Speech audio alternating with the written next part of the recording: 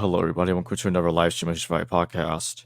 And today I'm joined by Professor Shelly Matthews, and today we're discussing Perfect Martyr, the stoning of Stephen, and the construction of Christian identity. I have the link to the History Valley Amazon affiliate link in the description below. And when the live stream is over, it will also be found in the pinned comment. So that being said, thank you for joining me once again on History Valley podcast, Shelly. And I want to start off by asking, what happened? Like, why was Stephen stoned? Who is Stephen? Why was he stoned?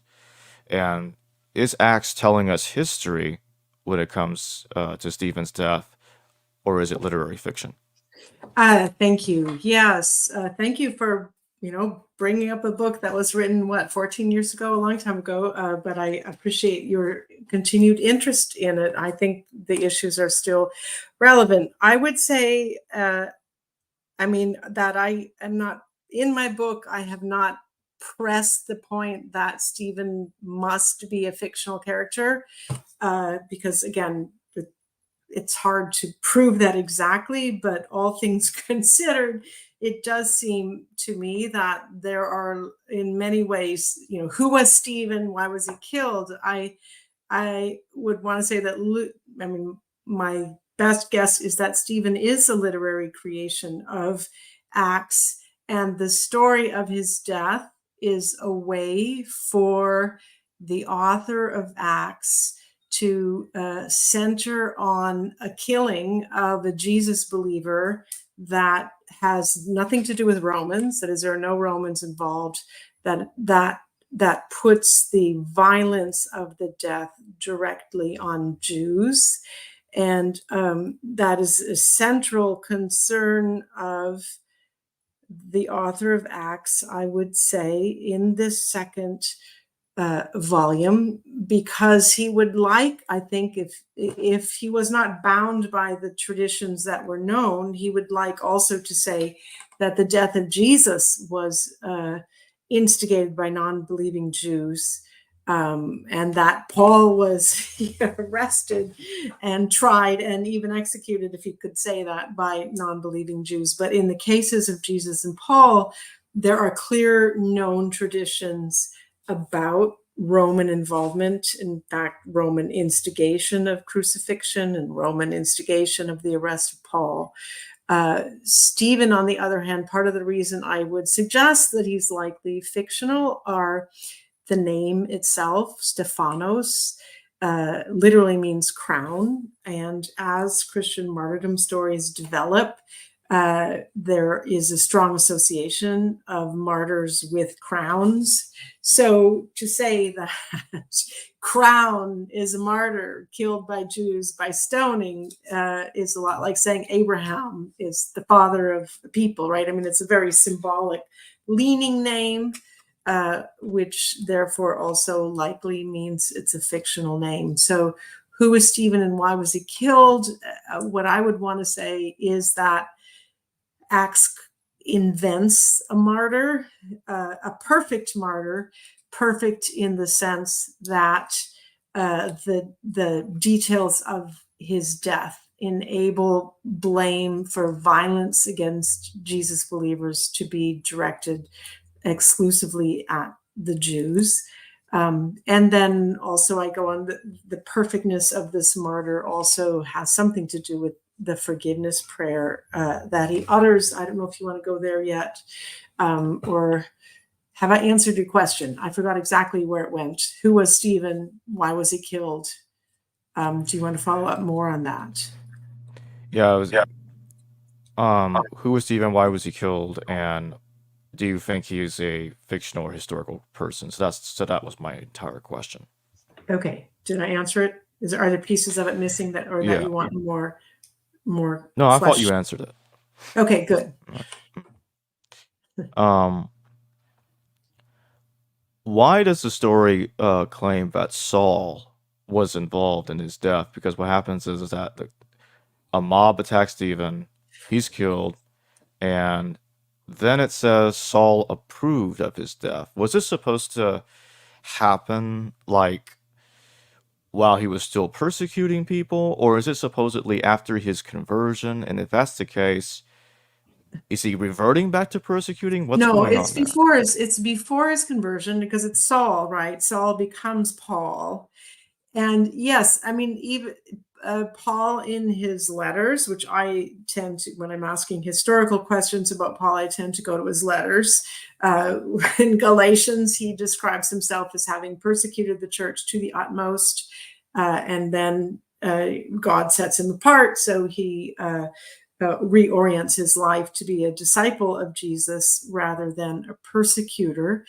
The author of Acts knows those stories. And I mean, the author of Acts, I want to, hints are, has to have Paul doing violent things.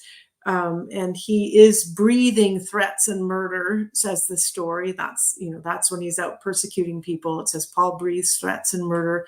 Here he approves the killing of Stephen. I mean, Paul wants to, or I'm sorry, the author of Acts, and I'll just say Luke for convenience. Luke wants to associate Saul with violence in his unconverted state, but is a little ambiguous about whether he actually has blood on his hands, right?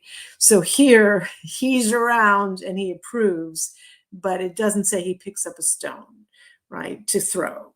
And interestingly, in Paul's farewell speech in Miletus in Acts, is it 2021? I don't have the text in front of me. It's, during his farewell speech, Paul does say, I am innocent of the blood of all of you, right? Which is kind of a suggestion or a question like, well, does he need to say, I wasn't involved in any violence, any blood, because people think that he was? That is Luke seems to know of traditions that Paul was persecutor. You can find that in, Paul's own letters, but then kind of wants to hint that he's around, but he didn't really hurt anyone. Although if you read Paul's letters, there is a question, was Paul, how violent was he? I persecuted the church to the utmost. Like, what is the utmost? Did he actually, raise a whip or a sword or a club? In the pseudo-Clementines, which is another version of interrelations of violence between some of the pillars, if you will, of the movement, including James and Paul. There, Paul is remembered as a violent person, as someone who actually is involved in killing, but that's not in the book of Acts. It's hinted at, not said explicitly. That's about the attack upon James, which James apparently survives, Right. at least for a bit. And and so he's attacked, he survives, and there's a similarity there in the sense that Stephen was also attacked by a mob, and Saul was involved in some way in a similar situation with what happened with James in the pseudo-Clementine recognitions. So, do you see any literary connections between Stephen and Acts and the attack upon James? In the pseudo-Clementine recognitions. Yeah, no, that's interesting that you ask. Again, I usually don't get asked about that part of the book. And I would say, I don't know if it's literary connections or oral tradition, right? You've got the same, the sort of the same formula, or the same gist, these elements. There's violence, someone stoned, someone is, almost killed, but they're moved around a little bit. I think that different, Christian authors stress different things about it, right? Pseudo-Clementines is anti-Pauline, and so it puts Paul as a violent killer. The author of Acts is or wants to say that Jews who do not believe in Jesus are violent, and so puts Jews as the violent killer, but also Paul as the hero for the author of Acts. So he's not directly implicated as a killer of Stephen. So I would say, yeah, that, I mean, I don't know if it's literary or if it's oral. It almost strikes me as an oral tradition, right? We've got these stories of how are we going to talk about the formation of Jesus believers? How are we going to talk about the killers, who killed who, and the different communities, depending on what they are emphasizing, decide to assign different roles to the killer. So even as I say this, I'm thinking this is, these are fictional stories told to, highlight who's killing who by giving them names, or who wants to kill, who's violent, who's innocent. And because the pseudo-Clementines have a different, perspective in the Book of Acts, they put different people into those roles.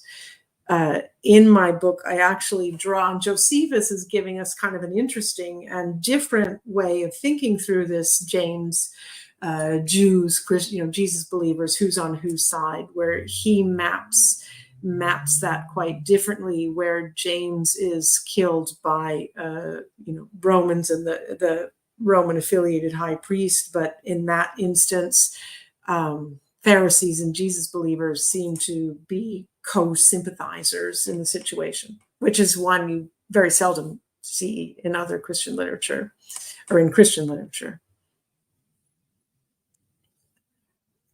What do you think the author of Acts' goal was in creating the Stephen story? In creating the Stephen story, yeah, I think I've alluded to it. I think that the goal is to say that a central reason that Christians became Christians, that is, a separate religion distinct from Judaism, is because the Jews were, the non-believing Jews, and I know that we're struggling to find the right word, those who do not confess Jesus as Messiah were violent, right? And they drove us out and they wanted to kill us. I mean, I guess the master narrative, if you will, of the book of Acts is non-believing Jews kill, and believing Jews, such as Stephen and Paul and Peter, for that matter, are persecuted. So they're on the receiving end of this violence. And in my book, sort of in the conclusion, I was rereading in preparation for today. What I want to say about that is I want to question the historicity of specific named deaths, like the names of who's being killed, who's being mapped as the killer, who's being mapped as the victim. To say not that there wasn't violence, and there certainly was violence in this period, but as the Acts story tells it, Jews who do not confess Jesus are virtually always in the role of killers, and Jews who do confess Jesus are virtually always in the role of persecuted. And I just want to, my argument is that relations between these groups are more complicated. Sometimes Jews who didn't believe in Jesus, we could make the case sometimes they allied with Jews who did, right? That they might have had common interests.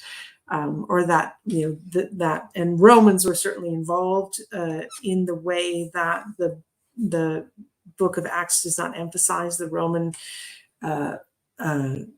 nature or treatment of Jesus believing Jews is rather sanitized, with some exceptions. Philippi is an exception, where the Romans are doing the beating of Paul and Silas. But by and large, the Roman role in violence in the book of Acts is pretty sanitized, right? The Romans arrest Paul to save him from the crowds. Otherwise they wouldn't have had to put him in chains, but they had no choice because of the violent Jews. So your original question is what is the purpose of the stoning? I've lost the track. Sorry, it's the end of the day. What was the purpose of creating that story? Creating the story, yeah, to show these non-believing Jews as violent, to bracket Romans from the scene, so that you can really see that it's the stoning of a mob of Jews, and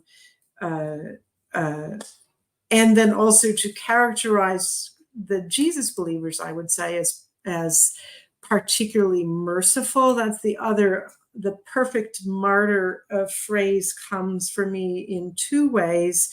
That is, he functions perfectly in a rhetorical way to signal the Jesus believers as innocent victims of violence and the non-believing Jews as the perpetrators of violence, but also his prayer, Father, forgive them, is said by Irenaeus to be perfect, to exhibit perfect compassion. But I would say that while Stephen is portrayed as uttering a perfect prayer in its compassionate nature, in fact, the narrative itself is not compassionate, in that it is rhetorically constructing Jews as always violent. So I would say there's this irony in that, in how the prayer functions.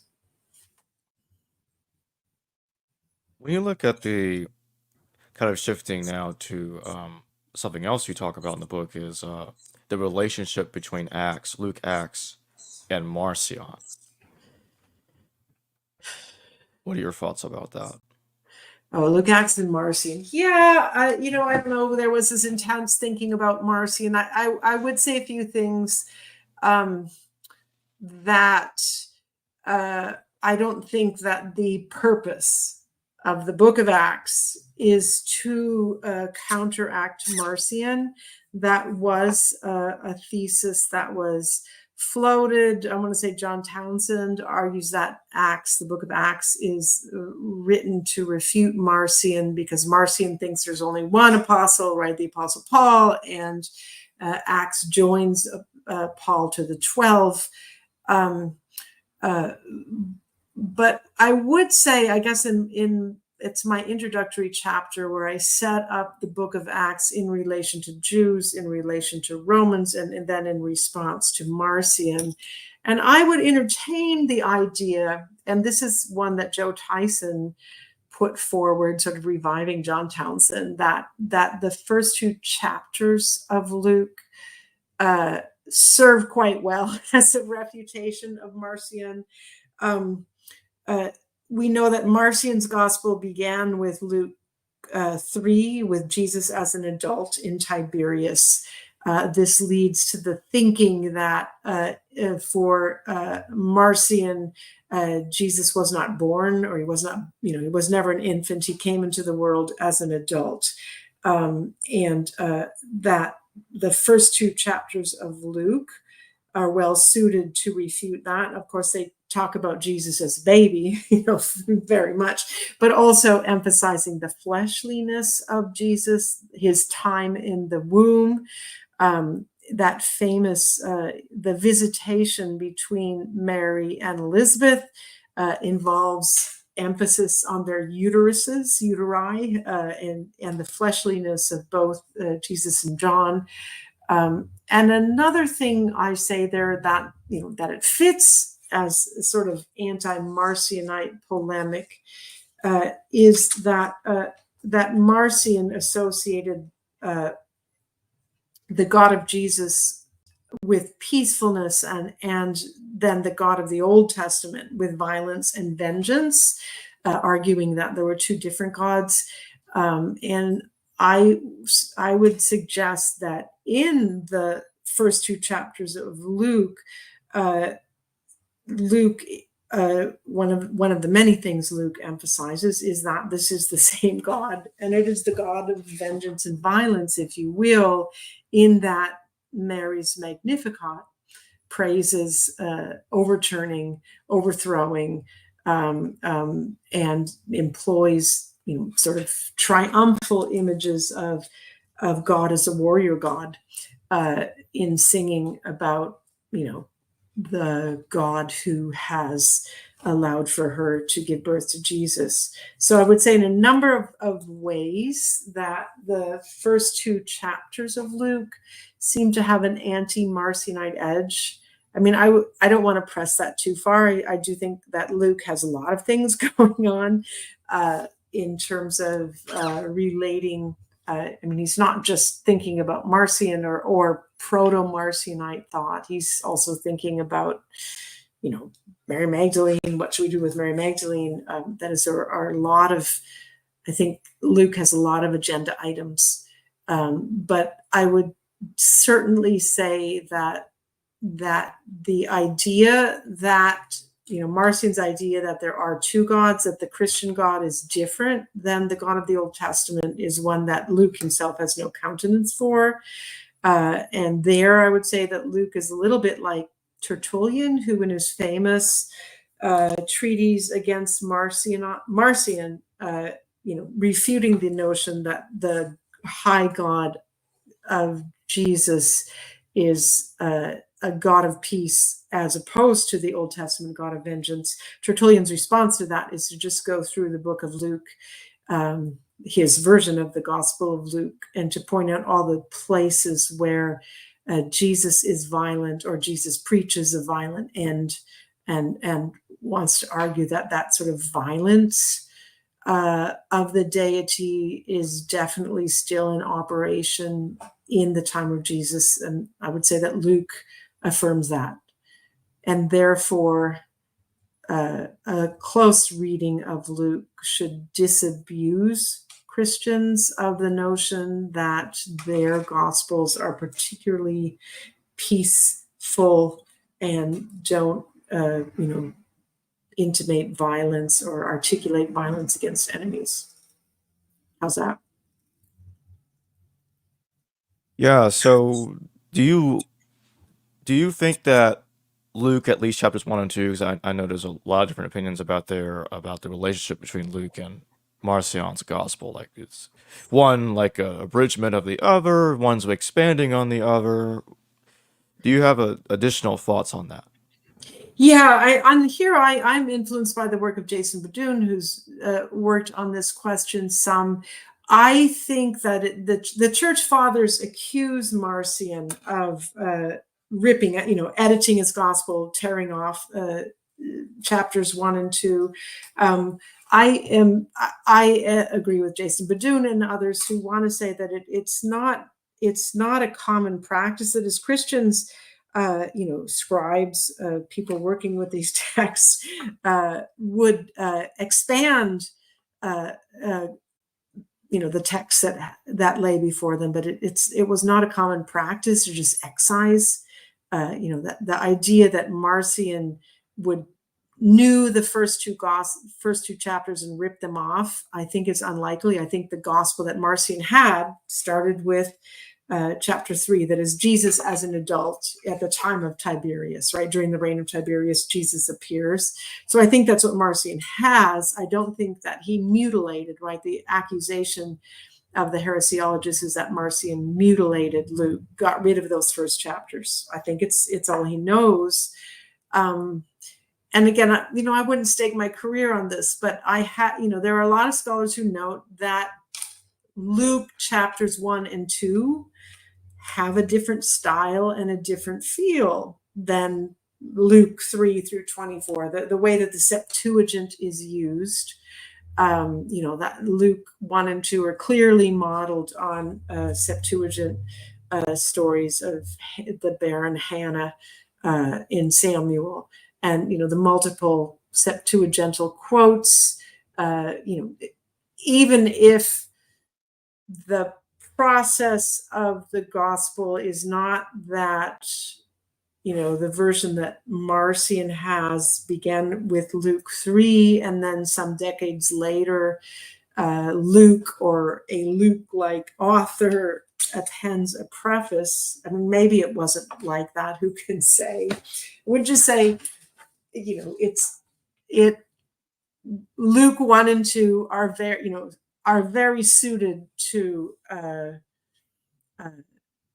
refuting Marcion, or to engage Marcionite ideas and to refute them by showing that it's the same God, right? That it's the God who works through Old Testament figures, and in a typological way, Jesus and Mary and Elizabeth, function or seem to repeat a type already found in Hebrew scriptures.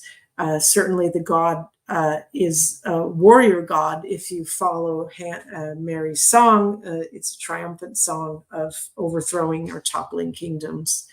And also you have the strong focus on flesh, so much so that, right, even in Luke 1 and 2, Jesus is circumcised. I guess that's Luke 2. Right. So this Marcionite notion that Jesus dropped down from the sky in a spiritual body, not one of flesh, is also countered in those 2 chapters. So I'm not going to stake my career on saying they're later than the rest of the gospel. But what we know about gospel materials is that expansion was a much more common tendency than mutilation. And so it's much more likely that a gospel was added to than that, say, Marcion read the Gospel of Luke that we have in the canon and lopped off the first 2 chapters. That doesn't make as much sense. And also, if Marcion, I could say more. If Marcion lops off those first 2 chapters because he doesn't like them, there's an awful lot of things in the Gospel of Luke that can be read in an anti-Marcionite way, as Tertullian himself proves. But Marcion doesn't excise that, right? So I don't think, whatever else we say, I don't think that Marcion excised or ripped off chapters 1 and 2. I think the gospel came to him beginning in chapter 3. I think that suggests some versions of the Gospel of Luke begin with chapter 3. How did chapters 1 and 2 appear? Chapters 1 and 2 are quite distinct in terms of style. These are questions, maybe, there aren't clear answers, but as scholars emphasize more and more the fluidity of manuscripts, the rewriting of manuscripts, I don't think we have to insist that a gospel can, that Luke as an author began in what we see as Luke 1:1 and ended in 24, whatever the last verse of Luke 24 is, but that there could be some fluidity. There certainly was in Luke 24, but that might be a different question than one you want to take up. So go ahead.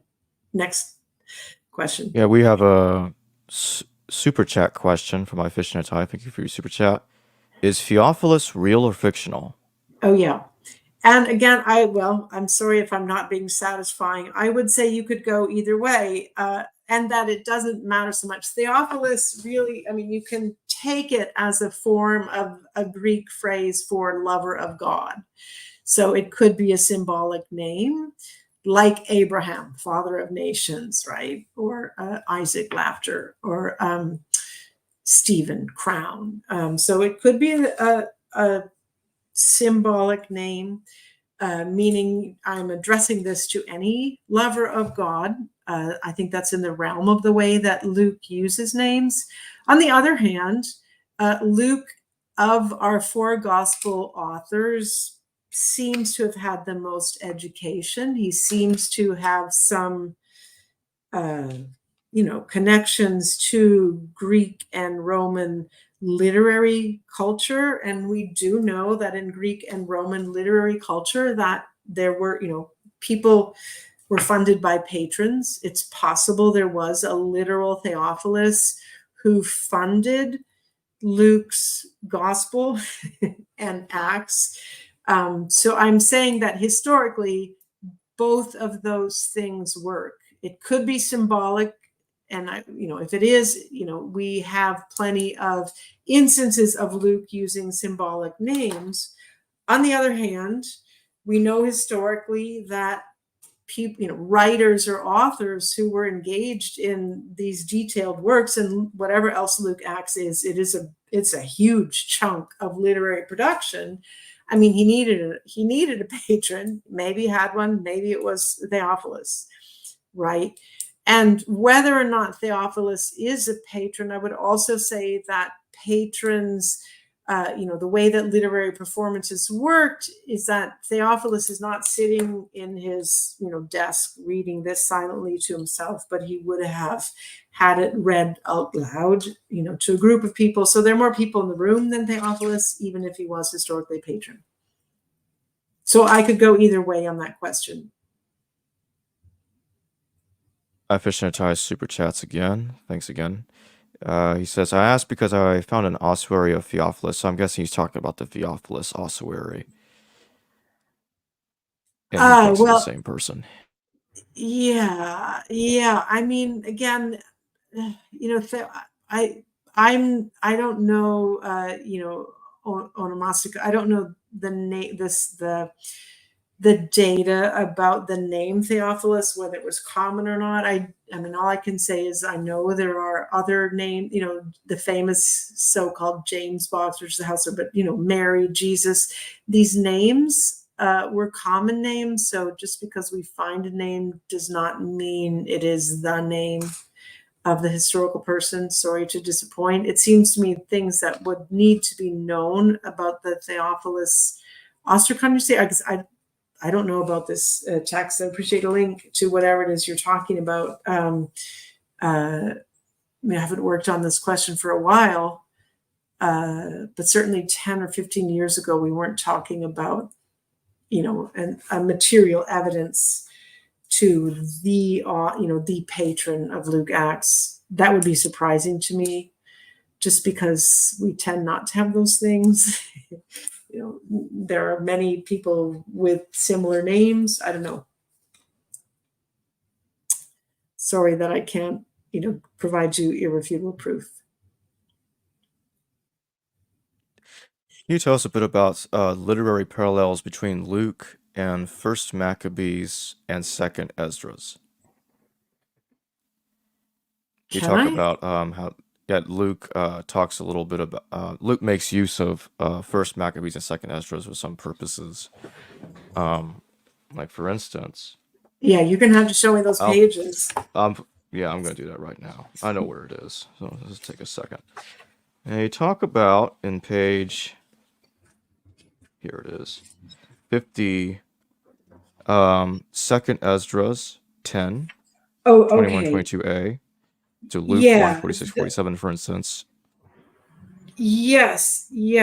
That is actually where I'm just arguing that Luke seems in the Magnificat to have, I mean, we tend to, or we wish to, by we, I mean, Christians prefer to think of Christianity as nonviolent, or at least the origins of Christianity as nonviolent, as Jesus as nonviolent, as Jesus as a proponent of love and mercy and forgiveness.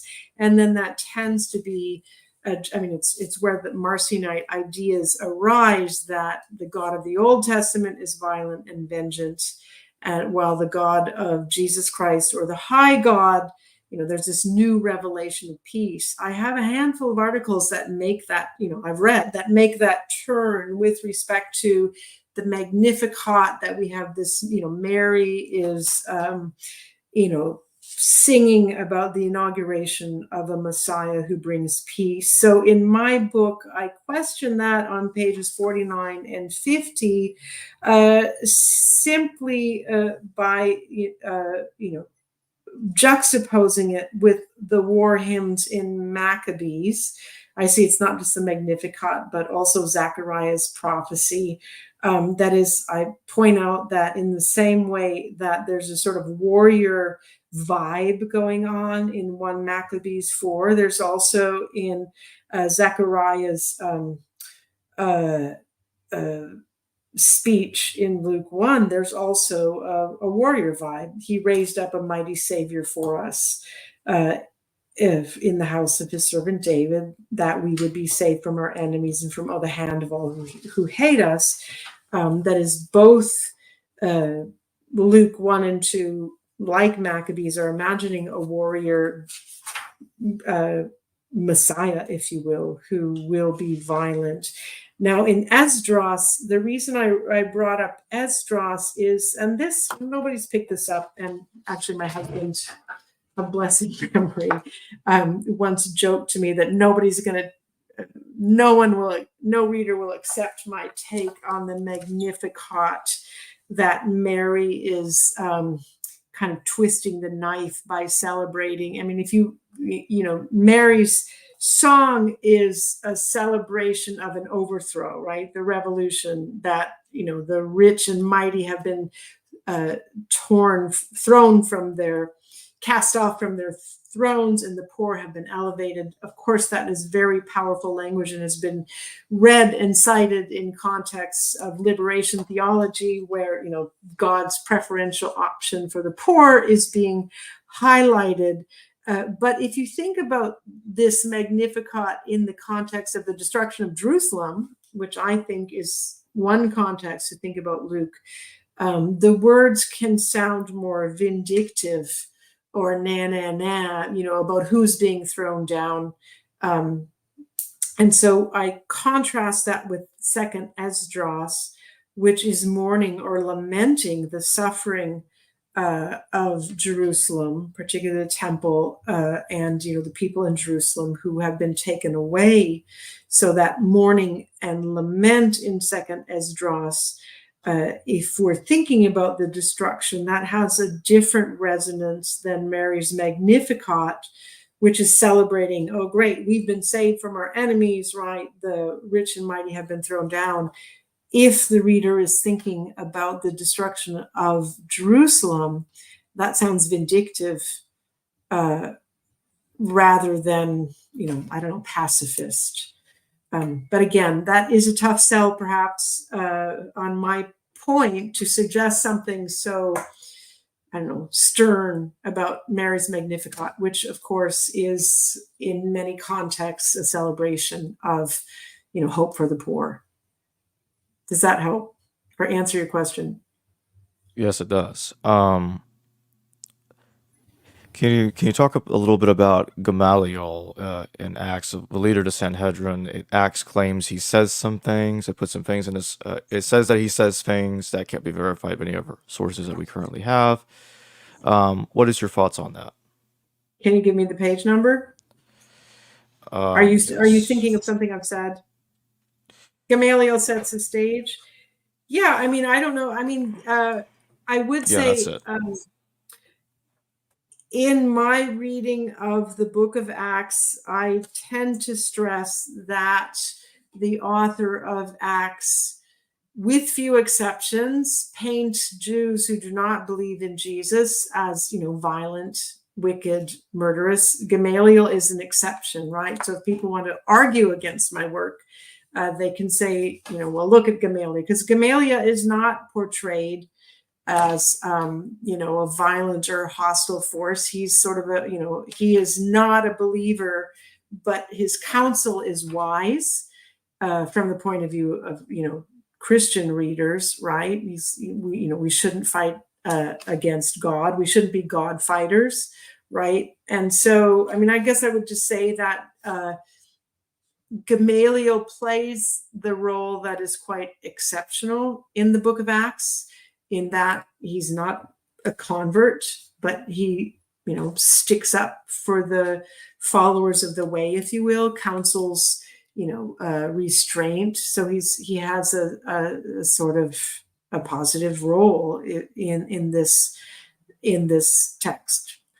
You know, to which I would say that Luke is a masterful enough writer that he has all sorts of characters. So when I see tendencies such as non-believing Jews are violent, and Christians are, you know, persecuted or victims, I have to qualify that and say with few exceptions. And Gamaliel is an exception. It's kind of interesting. And if I wanted to, you know, 14 years later, say why, without, you know, not checking the scholarship immediately, but it seems that Gamaliel is a respected Jew, and Luke, you know, taps his hat to you know, look at this respected Jew, you know, this wise Gamaliel.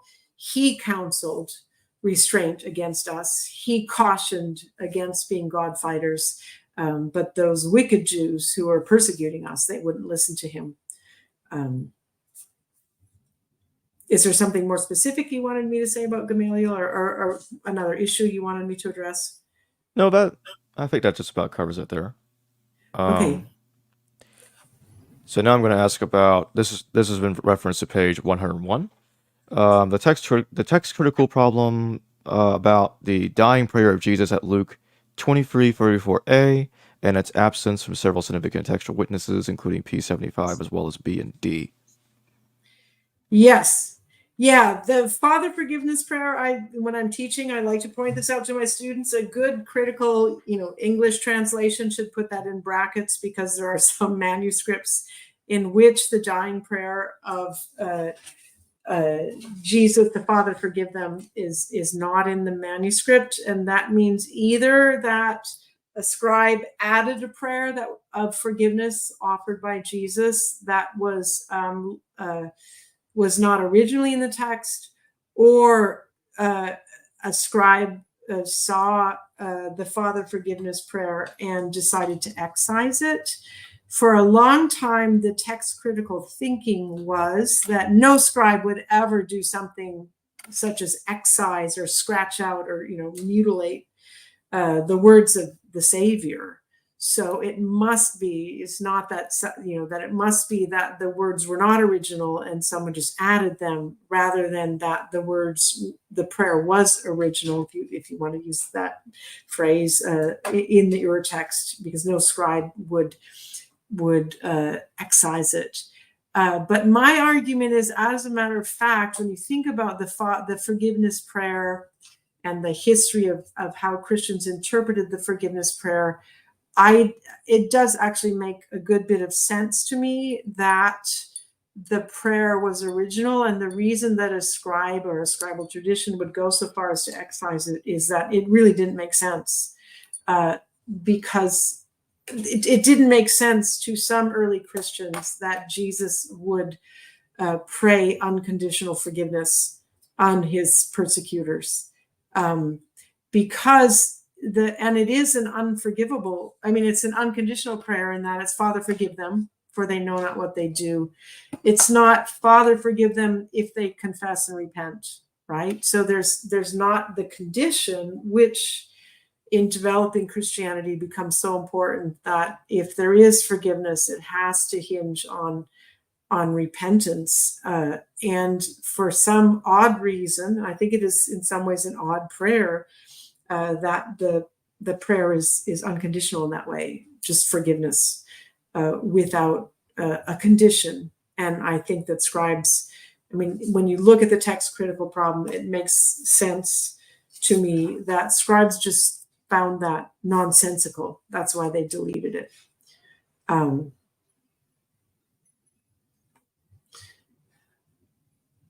I'd like to go back to what we were talking about earlier about James, and this is in page 109. Reading the Lucan prayers alongside Hegesippus's James. Yes, just because of James. Yes, it's so interesting that, again, and you had asked early on about the relationship of the Pseudo-Clementines to Acts, the textual relationship. I don't know if we want to talk about textual relations, but certainly oral traditions. What the story that develops about Stephen and the forgiveness prayer and the stoning is in this tradition, in Hegesippus's tradition, is actually not associated with Stephen, but with James, that he does pray forgiveness, that he's particularly merciful. And I can't even remember what my conclusion is about that. Fully embraces in both cases. Oh, I know. And again, this is something that hasn't been picked up in subsequent scholarship. I was operating, it was actually under the influence of Daniel Boyarin, who was arguing that in the development of martyrdom traditions in Christianity and in Judaism, as those develop as distinct religions, there is a performative utterance that defines the martyr. For the Christians, the performative utterance eventually is, I am a Christian, right? If you look at these early Christian martyrdom texts, 2nd, 3rd century, right? Christiano sum is what the martyr wants to say as they go off to death. Whereas in the rabbis' martyrdom traditions, the dying utterance is God is one, right? And so Boyarin constructs this, this is a distinction between the two, of how they're going to define, how they're going to self-define their group. And again, Christians, I am a Christian, Jews, God is one. Then I was playing around with the idea that the Father forgiveness prayer, or Father forgive them, is being tried out as a way to construct Christian identity. That is, we are the ones who are so merciful, almost hyper merciful, right? In that we forgive, even unconditionally, those who persecute us. So that's how I came to think about the Hegesippus narrative of James's death, and juxtaposing it against Stephen's, is that both pray that very merciful prayer, Father, forgive them.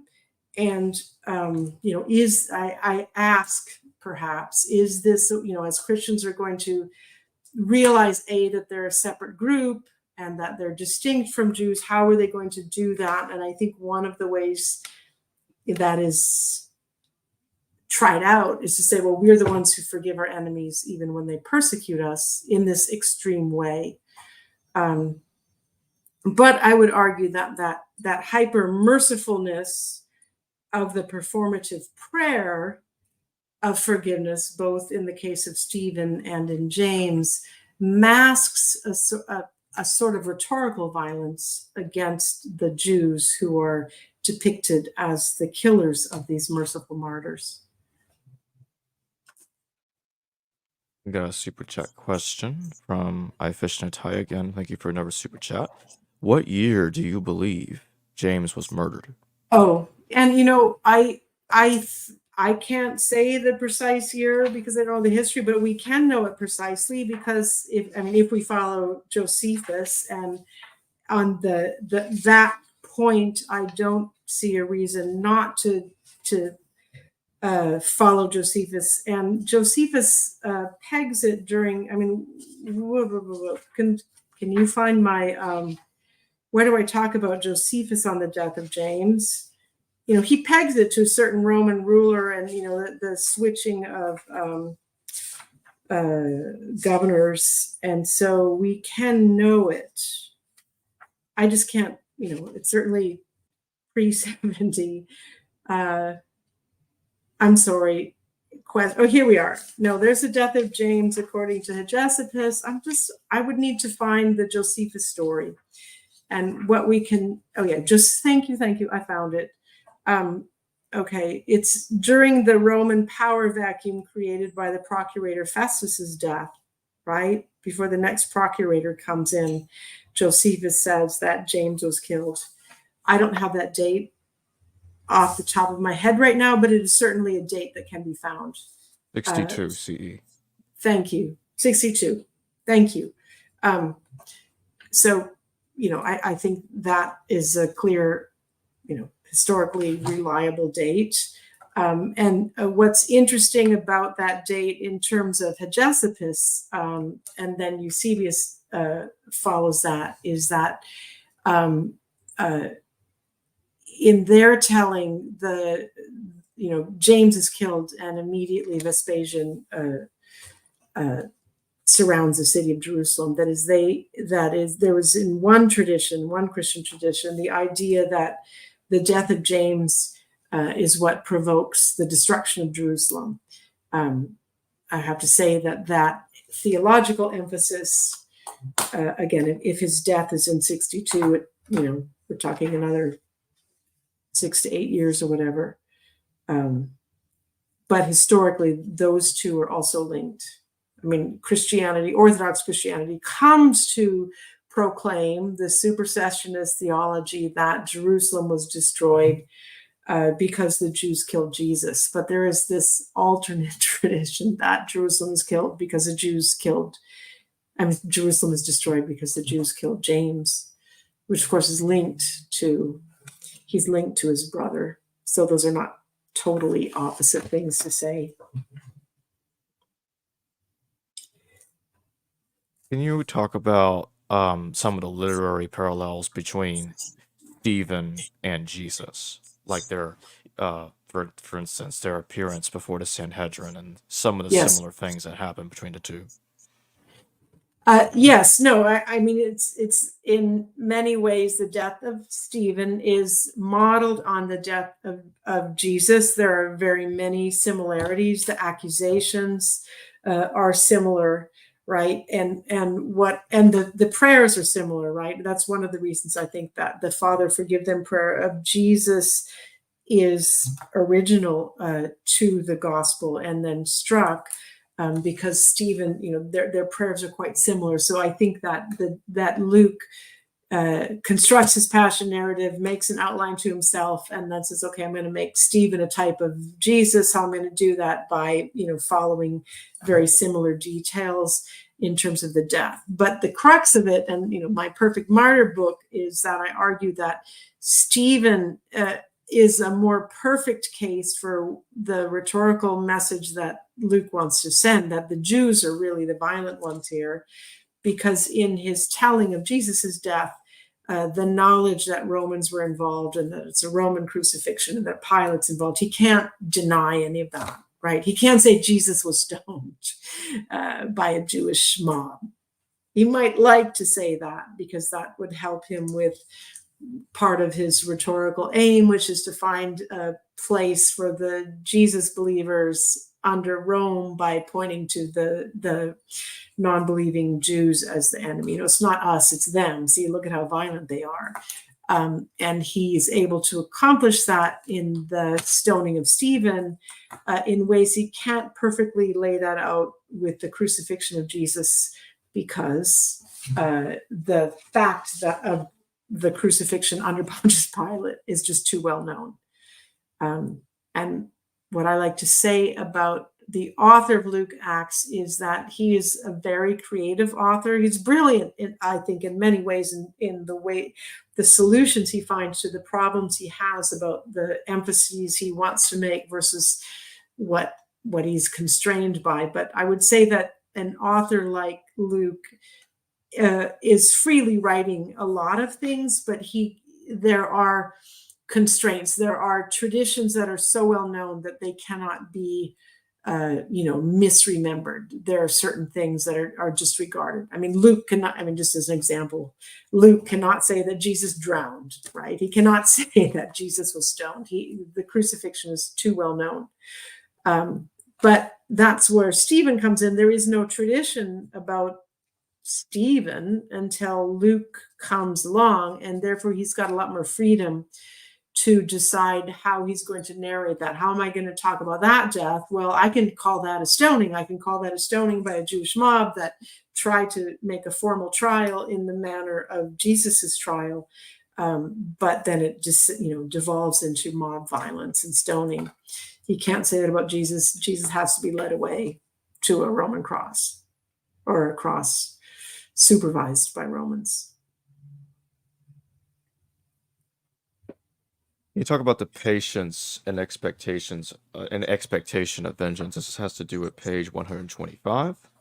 Oh yes, this is in. I spent an entire chapter on the forgiveness prayer. Because I wanted to.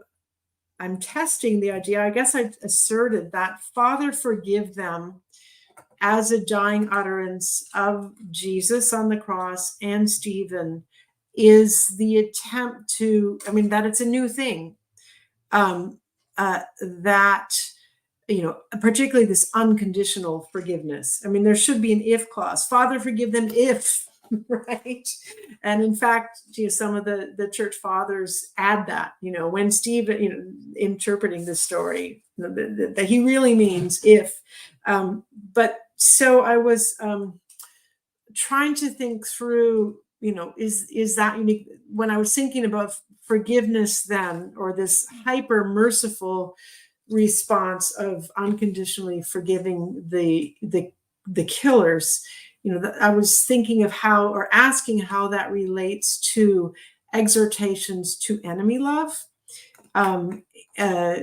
that we have in the Sermon on the Mount. And that led me into the question of how enemy love was interpreted by early Christians. And that's where I came upon, certainly Tertullian is my model here, but I don't think he's the only one. But their answer to that and it's a, an anti-Marcionite answer. Marcion said that, of course, the God of the Old Testament counsels vengeance, but Jesus counsels loving your enemies, right? Not killing them. But Tertullian interpretation of love your enemies was not that violence would not be executed on enemies, but that what, according to Tertullian, what Jesus is teaching is patience in expectation of vengeance. That is, that Jesus is not teaching, sort of a cosmic nonviolence, but counseling humans not to be violent against enemies, because that should be left up to God, who eventually is going to smite them, right? So the patience and expectation of vengeance, as a common interpretation of the enemy love teaching, I argued, and it's 14 years later, I have to think through, does this still make sense to me? It made sense at the time. I argued that enemy love is Marcion was wrong about that as the new insight of a new God. It's simply, there will be violence. It's just going to be into the future. But that the forgiveness prayer kind of challenges that, because it just is more unconditional, and there is in that, Father, forgive them, for they know not what they do. It did make some of the church fathers nervous or anxious in the way that the enemy love teachings didn't, because it kind of suggested unconditional forgiveness of enemies. So I'm gonna take this.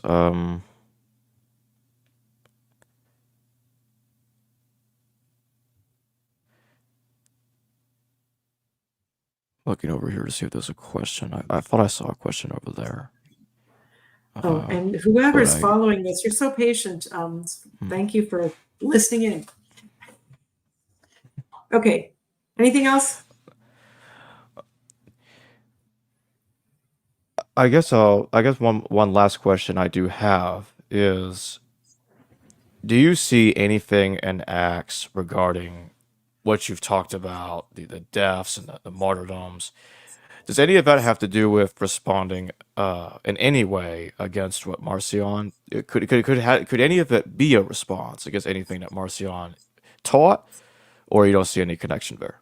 Oh, well, yeah, no, I would say that, that Acts, the book of Acts certainly is well suited to refuting Marcion, because for Marcion, there's only one apostle, right? There's a big disconnect between Judaism, or the people Israel, and the Christians, right? But whereas Acts does, I think, stress the unity of God, and certainly the unity of the scriptures, or the, still the importance of Jewish things. So I think it works as a response against Marcion. A lot of things work. That Paul is not just the only apostle, but Paul is yoked to the 12, if you will. So there's plenty of things that are against Marcion. The reason I don't jump fully on that's Townsend and Joe Tyson bandwagon that Acts is a response to Marcion is that I would say a lot of things are going on in Acts. Acts is a response to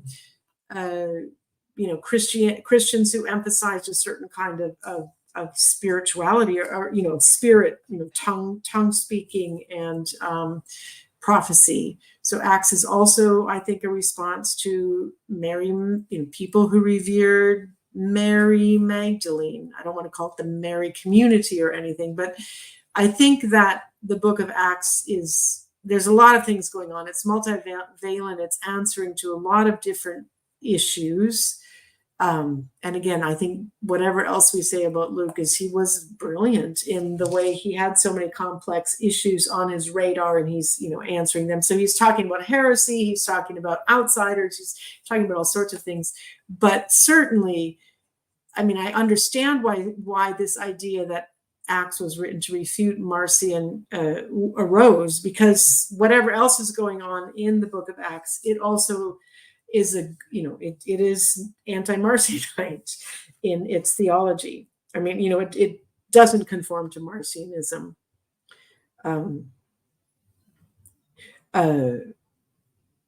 And maybe I would actually, maybe this comes up for you. I know I wrote about Marcion a little bit. At the time I was writing, I think that Marcion is regarded as, the most if you have a scale of Christians who are anti-Jewish, Marcion tends to be regarded as the highest on that scale, because he gets, we don't need the Jewish scriptures, we don't need the Jewish God, we've got a new God, we don't, so in some ways that rings as the highest anti-Judaism. But you could make the case, and some have, that in some ways Marcion, at least, he says, in his view of Christianity, we don't need those Jewish things. But Orthodox Christianity says, in his version, he says we don't need those Jewish things, but he also leaves the Jews alone, right? Whereas Orthodox Christianity says, well, actually, we do need the Jewish scriptures, and we do, need the Jewish prophecies, and we do need, all these Jewish things. But Acts takes the things of Judaism. I've used that language, just tried for simplicity's sake, wants to say that those Jewish things are really Christian. So in the meantime, also then attacking Jews as people by saying your things or your religion really points to Jesus. So I guess I would just raise the question of which is more anti-Jewish or which has done more harm. Christians, Orthodox Christians, taking Jewish stuff while denigrating Jewish people, or Marcion saying we don't need the Jewish stuff, let's just leave the Jews alone and do our own thing. So I guess I would say that as well about the question of Acts and Marcion. We'll take this last super chat here before we close. Hi, Fish and Ty. Thank you for your super chat. You did an excellent job. Thank you, Dr. Matthews. I agree. Okay. Well, thank you, Fish and a Tie, or I fish and a tie. Yes. Thank you. Yeah. No, thank you for the chance to talk about this book. It's, thinking changes over time. So I don't know that everything I stand by, but there were important things said. I'd like the book to get some attention. I think it deserves some attention, particularly as this new wave of scholarship wants to argue that Luke was written within Judaism. And I have strong feelings about that. If Luke was a Jew, as they now say, he was a very sectarian Jew and hostile to all the other Jews who didn't think like him. That'll be my last word. Thank you, Jacob, for the work that you do. Thank you. Okay. Thank you, Shelly. And I just want to remind everybody real quick to check out the History Valley Amazon affiliate link in the description below and also in the pinned comment to go purchase her book. Thanks again. Thanks, Jacob. Hello viewers, thanks for watching this video from the History Valley YouTube channel. Please don't forget to subscribe and hit the notification bell. And if any of you wish to further support this channel, please consider checking out this channel's Patreon page and becoming a patron. And or donate through PayPal or through Super Chat during your live stream. Thank you.